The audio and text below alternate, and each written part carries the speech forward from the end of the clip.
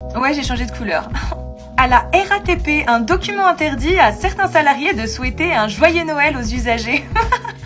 Alors c'est une affaire qui remonte évidemment à la période de Noël. Mais on a pu voir le document distribué, il est là, je vous le montre là tout de suite. La voici, la voilà. Donc je vous laisse lire, si ça vous intéresse, vous mettez sur pause. Mais la partie qui nous intéresse tout particulièrement, c'est celle-ci. Durant les animations, je vous invite à être particulièrement vigilant sur la phraséologie à employer pour rester dans la neutralité, comme le veut notre charte.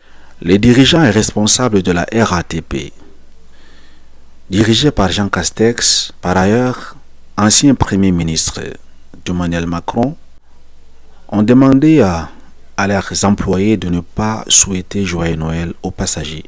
Ils ont évoqué une question de laïcité.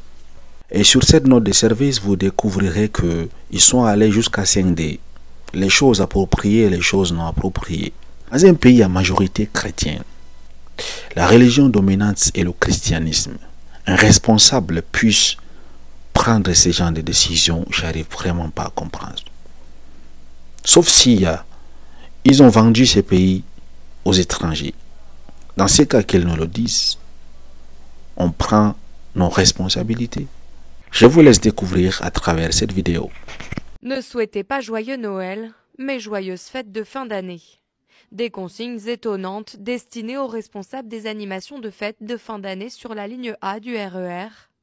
Dans une note interne, la RATP a rappelé les bons comportements à adopter avec les usagers, notamment de proscrire certains éléments comme les crèches, la représentation de Jésus ou encore le calendrier de l'Avent. Une décision inacceptable pour un élu CGT de la RATP. Moi, je pense déjà la personne qui a fait cette note-là, elle devrait un peu réfléchir que dire joyeux Noël, ok, on va parler de laïcité, mais bon, faut pas quand même déconner. En fin d'année, les gens ils sont à bout. Toute l'année, ils ont pris les transports publics, les RER A, le B, les bus sont toujours en retard.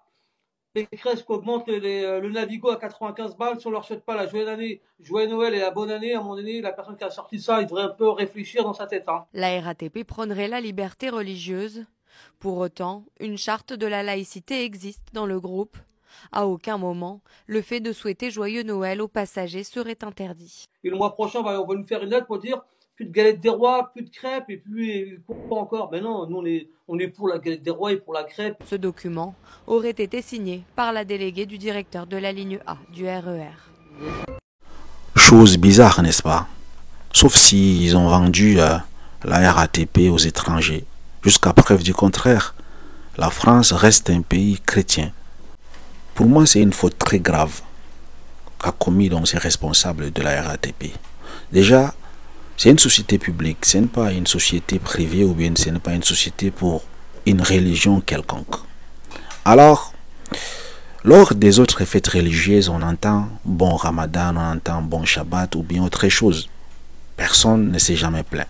Pourquoi alors, à Noël, on interdit aux employés de souhaiter joyeuses fêtes aux gens? Pourquoi c'est là?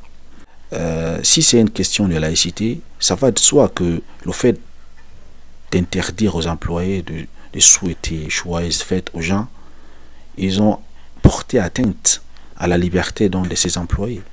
Parce que ces employés également sont libres de penser.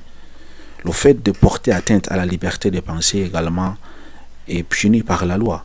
Ces employés peuvent, s'ils ont des bons avocats, poursuivre donc ces responsables à la justice. Et la deuxième chose, je me demande qui dirige réellement ces sociétés. Parce que normalement, une personne bien constituée ne devrait pas produire ce genre de notes. Et vivement que ces personnes soient virées le plus tôt possible, surtout la personne même qui a rédigé cette note. Moi, je parlerai d'une discrimination. La religion n'a rien à voir avec les services que ces employés sont en train donc de faire là-bas.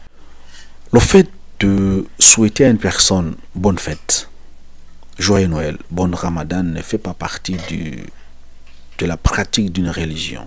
Ça fait partie des bonnes mœurs. C'est comme dire à une personne bonjour. Lorsque vous souhaitez à une personne joyeux anniversaire, cela veut dire que vous avez fait entrer la joie dans le cœur de cette personne. La même chose avec, je sais pas, joyeuse fête, joyeux Noël, sauf si ces services appartiennent désormais aux étrangers. Dans ces cas, on pourra donc comprendre leurs décisions. Mais si ces services appartiennent au public, au service public, à l'État, ils n'ont pas le droit de faire ce qu'ils ont fait. C'est porter atteinte à la liberté des pensées. Mesdames et messieurs, dites-moi, qu'en pensez-vous de cette histoire, de la décision qu'a pris la RATP? Est-ce réellement une question de laïcité ou bien y a-t-il d'autres personnes qui tirent les ficelles derrière?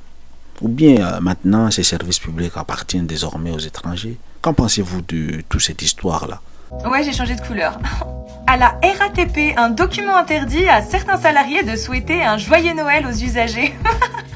Alors c'est une affaire qui remonte évidemment à la période de Noël. Mais on a pu voir le document distribué, il est là, je vous le montre là tout de suite. La voici, la voilà. Donc je vous laisse lire, si ça vous intéresse, vous mettez sur pause. Mais la partie qui nous intéresse tout particulièrement, c'est celle-ci. Durant les animations, je vous invite à être particulièrement vigilant sur la phraséologie à employer pour rester dans la neutralité, comme le veut notre charte de la laïcité. Voici quelques exemples ci-dessous. Éléments acceptés, joyeuses fêtes de fin d'année, le Père Noël, les lutins de Noël, l'arbre de Noël, le gui, le cerf, le renne, les cadeaux, c'est déjà pas mal. Éléments proscrits, joyeux Noël, la crèche, la représentation de Jésus, le calendrier de l'Avent. Alors c'est bien marqué proscrit, c'est pas à éviter ou suivant les situations, non. Vous n'avez pas le droit de souhaiter joyeux Noël. Bref, j'espère que cette info vous aura fait au moins autant rire que rager. Bisous. En passant, je tiens à vous informer pour ceux qui ne sont pas encore au courant que Elisabeth Borne avait remis sa démission hier et aujourd'hui Gabriel Attal a été nommé à sa place comme Premier ministre de la République. Ceci dit, étant âgé de 34 ans, Gabriel Attal est considéré comme le plus jeune Premier ministre de l'histoire de la République. Merci de m'avoir suivi, mesdames et messieurs. Excellente soirée à vous. À très bientôt pour une nouvelle vidéo.